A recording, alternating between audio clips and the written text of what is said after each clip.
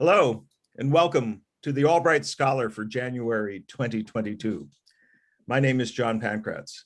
I teach history at Albright, and each month it's my privilege to welcome BCTV viewers and residents of Greater Reading inside our learning community up on North 13th Street to look at the work being done by teachers and students and to think about its impact on all of us. Well, it's January. We're in the middle of our January interim term, a 3.5-week learning experience. There's some classes on campus, other classes are being taught remotely. And then we also have a version of our ACRE program, the Albright Creative Research Experience.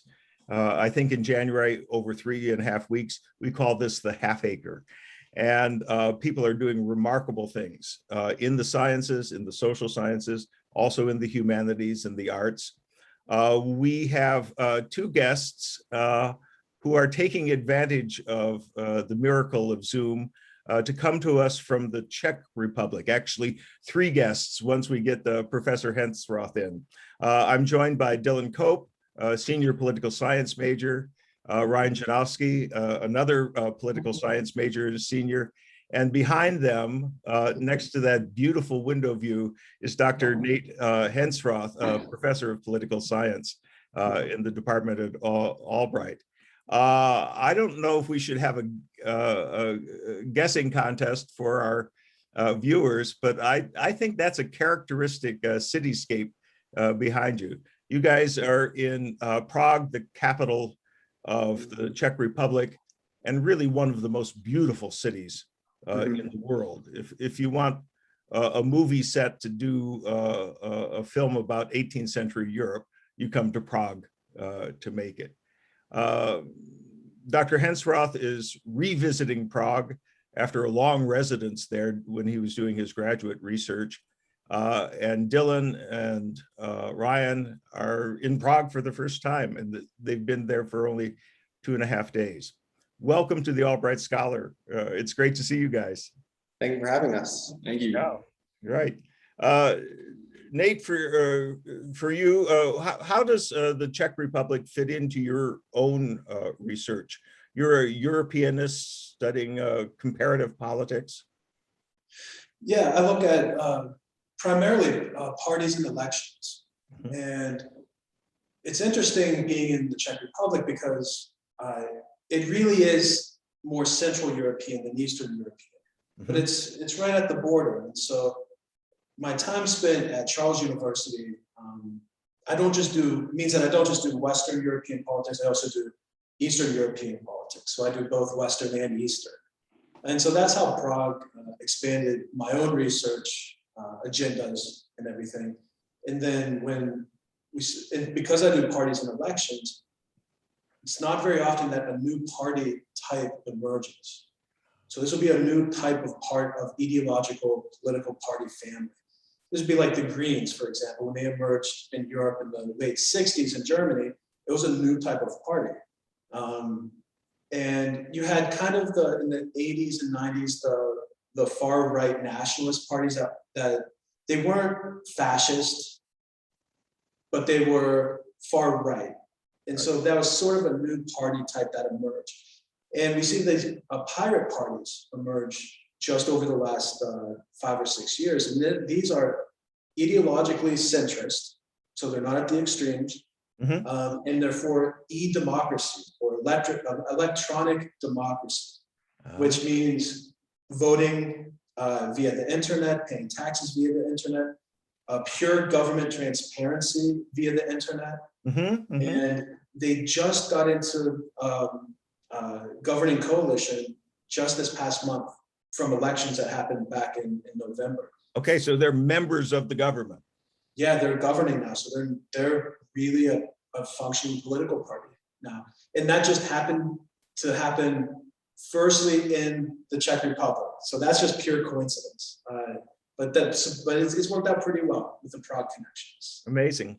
I know that acres come from different sources. Sometimes a professor has an ongoing research interest and students are drawn to that and participate with the professor. Also, students might come up with an idea of their own and approach a professor and say, oh, I'd really like to learn more about this.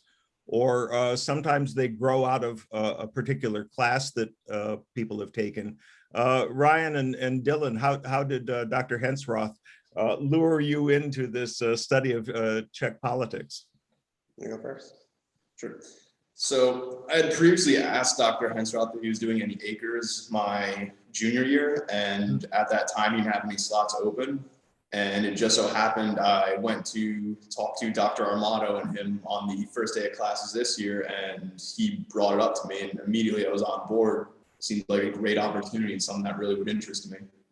Great. And so for me, right at the beginning of the fall semester, this idea was there. Yeah, literally the first day. Great. And for me, I was in his political geography course this past semester, and throughout every class, he would drop little hints like, "Hey, I'm thinking about bringing some students to Prague," or "Hey, trying to get this thing going." So I went up to him after class one day, and I was like, "Hey, I think it might be pretty cool. Like that's something I'm very much interested in." And he was like, "Okay, talk to Ryan about it, and we can see how we can get the ball rolling." And from there, just kind of everything fell in place for us, and then here we are. Perfect, perfect. I should mention for our viewers that the acres are competitive. Albright students are attracted to this opportunity to receive a stipend to do that collaborative research. And they have to write up a formal proposal the way you do with a research grant. And it's competitive. Other people would like to do these things too. So congratulations to you both for composing really nice proposals to make this work. Prague is just about the most visitable city. It's a city that does have an orientation towards the West. Charles University is famous for its international programs. We've had Albright graduates in the past go and train there in languages and English as a second language and other fields at Charles University. Had you heard of Prague before? Had you heard of the Czech Republic or thought about it before the acre prospect came along? I can say I've never thought about it as a place to travel. I've definitely heard of the city Prague. I feel like when you think of Europe, there's always those key cities that you focus on, like Prague, London, Paris, like those types of things. So I've definitely been familiar with the city. I feel like you don't think of the Czech Republic as often as its own entity, but I think getting the chance to actually explore it for the first time really opens up your worldview. Yeah. Did you do a lot of preparatory reading on the Czech Republic? I think a lot of it was mostly COVID preparatory reading, making sure that we're going to be able to come here, follow all the protocols, making sure everything that was in place. So we definitely did a lot of preparation in terms of the COVID protocols here. Yeah, yeah. Well, certainly as old as I am, I think the Czech Republic has risen to international attention multiple times over the last 50 years, ever since 1968. There was a phenomenon called the Prague Spring as Czechoslovakia began to detach itself from the Soviet bloc, and that was followed intensely. And then other moments since then, and the division of Czechoslovakia into two sovereign nations as well. So in some ways, it's a remarkable laboratory to study nationalism, to study politics, and to study international relations as well. So you're in a great place to do that. And one of the reasons, just for anyone watching, why Prague is so touristy now, the buildings never got destroyed in any world wars. Yeah. And even in some of the places like Paris, that it wasn't so much the wars that destroyed it, it was the big Republican empire that knocked down all the back alleys so that you have the big Champs-Élysées and everything you see now with the Haussmann, with Robert Haussmann. Yeah, yeah. And so as a major city, you just don't have very many of these left that they look in Old Town, other than, sadly enough, there's a Starbucks right over there. Although it wasn't there when I left in 2008. Right. But yeah. Other than a few of the store signs, these buildings were like this 500, 600, 700 years ago. Yes. They haven't changed. And so, Budapest, to an extent, you have it. In Krakow, in Poland, to an extent, you have it, but really none of them get to the beauty that Prague does. Right, In a small, condensed, but it's also still a major city, so it's not just a 20,000 people small town. right. Germany has a couple fairy tale villages like Regensburg or something like that. But the great cities of Germany were bombed to smithereens, of course, and then quickly rebuilt in a really ugly way in the early 1950s. And so, except for a few reconstructed monuments, they're not as pretty as Paris or London, and certainly not as picturesque as Prague is. Yeah.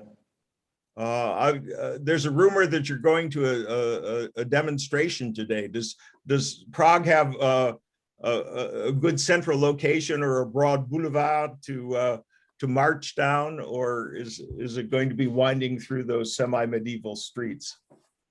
So we got originally, like, I think we were at our layover destination, and we both got an email from the Department of State pretty much giving us this kind of indication that there's going to be a demonstration today in Prague.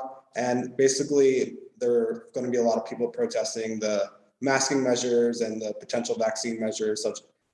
There's a lot of places around here that you have to show your vaccination card. So a lot of people are going to be protesting those kind of measures that are currently in place. From what I know, they're going to be going towards Prague Castle, which is a pretty large place. I'm not sure what the actual route of their march is going to be, but I know that's going to be their final destination. Okay. And are you going to, and the State Department alerted you to this because they suggested that you stay away, or that as budding political scientists, you'd be sure to want to be there and observe the demonstration? The email said, try and stay away if possible. And if you have to be around it, don't bring attention to yourself. Okay, and wear a mask, because if you're an anti-masker, you can almost bet that those people don't care if they infect you or not. Yeah. Yeah. The Czechs are very passive in their protests. The Poles in this region of Europe, the Poles are known for being much more active when there's protests and things. And we might, if there's time at the end, to give a quick tour with like the Wi-Fi with like the webcam and all. We can see the route that they'll take. They won't be coming past here, but they will be kind of snaking through a back alley that's over like in this direction from the room that we're in. But to be honest, I haven't seen anything that says that there's any protest on its way. Okay. Coming through. So small scale and grassroots. There's probably just some people yelling in Wenceslas Square, and then from the looks of a lot of them, they don't look to be hikers. So okay. I don't know that they really want to. Prague Castle's on the top of a hill. Yeah. So I don't know that many of them really want to take the trek that far. Yeah. Now, in terms of filming or doing still photographs while you're there, are you using your cell phones, or did you bring over extra photographic equipment? Or I know personally, I think we've all been using our cell phones so far to pretty much get around. It's always easy. You always have it with you. I know. Yeah, I was struggling enough to get everything in my suitcase as is. An extra camera would have been a bit difficult. Okay, well, you know me, I'd be heavily laden with superfluous. I think this would be your dream locale. As a photographer. Oh, I know that. That's why I don't think I could be happy with just a cell phone. It's a cityscape that calls out to be memorialized and photographed and enjoyed as well. Now you're in this interesting location. Nate, tell us a little bit about the facility that you're using here for your studies. Yeah, so I've been able to establish, along with Kim Justison, the director of study abroad at Albright, a connection with North Carolina State University, which has its European Center here in Prague. And that's what we're in right now. It's empty because it's a Sunday, and two, their students don't arrive until next week. And one of the nice things is our winter term, it barely overlaps with the NC State students. And so we're able to use a lot of housing and classroom facilities That would wouldn't be otherwise used go otherwise, unused. Mhm. which makes it a very economical way of going abroad, which is not always the cheapest. Study abroad, it's difficult keeping costs down. Right. And we're lucky enough to have some really nice people working with us here in Prague, but also in Raleigh with NC State's program. So that's how this all got started. And it came out of some conference panels that I was on Mhm. years back, and then realized that this might be the ideal place to do a Prague program. And the last thing that's really nice about this is it's very easily institutionalized. So if there's a winter that I just don't want to go to Prague. I can't imagine a winter I wouldn't want to go to Prague. Right, yeah. If I didn't, it's not like it disappears. There's many faculty from Albright that want to lead a program. They can lead one over here. It's also possible in the summer, although we haven't talked a lot about the summer. But so if there are 3 different courses that want to be led, we only need 1 faculty member per each of those courses, because the other faculty members serve as the backups. So like we're able to keep costs down on that side as well. They can come and lead a 15 to 20 day interim study abroad. And we have full use of all the NC State facilities, whether it's cooking, whether it's design, architecture, urban management, things like that. They have all these little like atelier workshop spaces that we have full access to all of these things. So any faculty that want to run one of these, it's not like only one class, there can be only one course that goes. No, we could have 5 different courses being run in a January term. So I'm really happy to see, and Kim Justison's worked an awful lot on this as well. And it looks like it got postponed because of COVID. Sure. Originally, this was supposed to be the big study abroad year, and last year was going to be the small study abroad year when we first tried it. It got postponed by 2 years, but everything is falling into place now. Oh, that's very exciting. So I may be interviewing future ACRE participants or interim class participants from this same setting in Prague. Who knows? Maybe I'll broadcast from Prague. Yeah, that'd be awesome. I can imagine a music history interim course. If I recall, Mozart composed a Prague symphony, and of course, Antonin Dvorak, one of my very favorite composers. Do photography. Conservatory in Prague, and like photography of historical landmarks. Yeah, that sounds like a liberal arts class. It does. Yes, exactly. Okay, well, we'll schedule that, and we'll tell BCTV viewers to look forward in 12 months to my participation in that. Tell us a little bit about the specifics of your research. I know that you've already mentioned the emergence of a new political party. Dylan and Ryan, tell me about your fascination with that whole process. So I know, as both being political science majors, we've been in tons of courses, and obviously you can't talk about politics without focusing on parties. Yep. And luckily we've both taken quite a few of Dr. Hensroth's course, and his courses really push that comparative nature of things and really get us this whole view of things. And as he mentioned, he's kind of doing these studies revolving around like the emergence of new political parties, and it's in the Czech Republic that happens to be the Pirate Party. So the main course of our research here is to basically interview those political party leaders and pretty much see how they view themselves and try and figure out like what their kind of goals are moving forward, how they, since now that they have seats, like how they've really gotten to where they are now, and really help Dr. Hensroth build upon his previous research.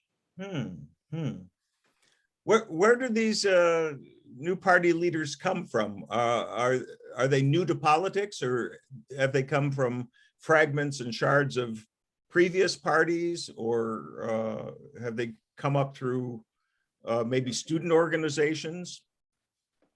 I'll be impressed if you guys know where the Pirate Party leader. So the Pirate Party leader is a guy named Ivan Bartoš. He's currently he's president of the Pirates. He's also the Minister of Regional Development. Probably the only government minister with dreadlocks. So Ivan Bartos, but in Czech, that's We'll all be looking him up. English sound, but like, and so Ivan Bartos was I believe he was just a theater or arts or humanities graduate or undergrad and then graduate student at Charles University. And some people that I know knew him from Charles University. He was always involved in activism and things. Mhm. He started working in the IT industry, and that's where the Pirate Party name comes from. It goes back to a file sharing. I think it was called the Pirate Cove or something. It got shut down years and years ago. That's why it's called pirates. They're not actually buccaneers or Right. anything like that. They all have two legs. The There's Czech no Republic penguins. is relatively landlocked. Yeah. There's no boats, or at least ocean faring boats. No. And so he was working in IT, and this was a reaction to what was seen as sort of like the corruption of the establishment, but not. It's populism, but it's not a populism that's on the left or the right. Mhm. So it's a very strange type of populism. It's a centrist populism. They identify sometimes with green parties, sometimes with what's called just liberal parties, which in like the traditional liberal, which would be individual, small government, pro-business parties. Mhm. And the goal of the pirates, which we'll see if they'll be able to achieve that, is they want government transparency and they want everything to be teched up. So, and some of the places are already doing this, but like, so, you want to pay for parking, do it through your smartphone. You want to pay taxes or vote, do it through internet, and put government records, make sure that they're all digitized. And in fact, he's also working, and I think this And was I a imagine really- making internet service available to everybody. Oh, and net neutrality, that's another big, and for anyone who's watching this, when you travel over to Europe and you try to log in and go to all the different websites you're used to going to, over here, they have to inform you on the cookies. Huh. And so you'll notice in the US, how much the tech companies are simply taking all of your information because they don't have to ask you those things in the US. And over here, it's like every time you go in, they have to ask for your permission. So you realize how much Facebook reads your mind. Yeah. Oh, and that we're giving up in the US. Right.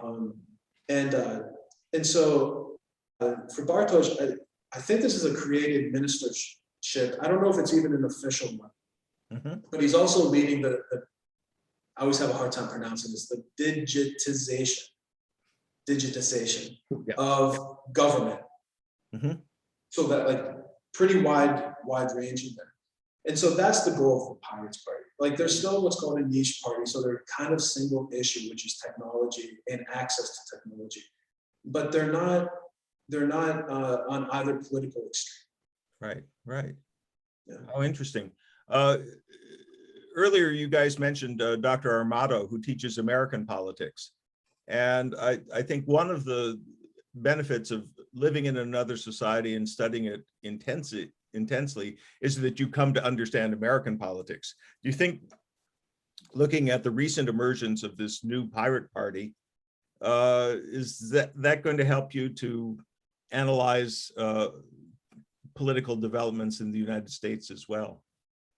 I think seeing the rise of political parties here kind of makes you focus even more about the lack of rise of any political parties in the United States, how it's always been Democrats and Republicans for so long. I know recently we have like all those smaller parties, third parties that are trying to rise up, but they always seem to get knocked down. So Yeah, when think I that- was a kid, it was the Whigs and the Jacksonian Democrats, but Yeah, so seeing that perspective here of seeing how if it only took 5 years for the pirate party to rise, and it's taken hundreds of years and no other political party seems to be able to rise in the United States, it kind of puts that in perspective, the kind of difference in balance between European systems and the United States.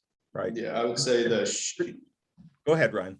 the sheer just juxtaposition of how many parties there are in the EU compared to the United States, Yep. where you just have the one winner, one loser. As EU has multiple winners who can win for varying amounts of seats based on their votes. Yeah. So they just have a wide range of representation through the entire government. Yeah, it's I think the difference between parliamentary systems where you can have fractional representation of multiple different parties and the way we do it. It's hard enough to find out who won a presidential election with two parties, let alone 14 different parties. And you know, even if you have a majority in the Senate, you can't pass legislation because not everybody in your party is as helpful or cooperative as they might be. And I think that's, you know, if you assume that the American system is the way it is, then you feel a little bit helpless. But I think if you understand that there are other ways of organizing politics and relations to power and representation, then yeah, it fires your imagination as well. Yeah. So who knows? There may be a political developments burgeoning out of Albright College here because of your study of Broad Acre. A Pennsylvania pirate party. Wouldn't that The be something? alliteration works. Yeah, it sounds great. The PPP. Well, we'll see. We'll see. Do you have any touristic priority while you're in Prague? Are you going to be able to get out of the city, or are you going to be pretty much in the capital the whole time? Well, I had plans of going out and seeing a few different things, but we have to be able to test negative in order to even get back in the US, which means, you know, like, I mean, tonight I was planning on going, taking them to the hockey game. Hockey and soccer are the two biggest sports by far. I'm sure they are. Yeah. And so that was the plan, was to go and watch one of the hockey games, but it's just when you have to test negative, you know, in about just over a week's time, you know, unfortunately we're just not going to be able to. One of the things I want to do is go to a place called Kutna Hora, where they during the plague, when all the bones start to pile up and they start to build churches, like the insides of churches out of them. Yes. They have one of those in Czech Republic. That's about 40 minutes by train outside of Prague.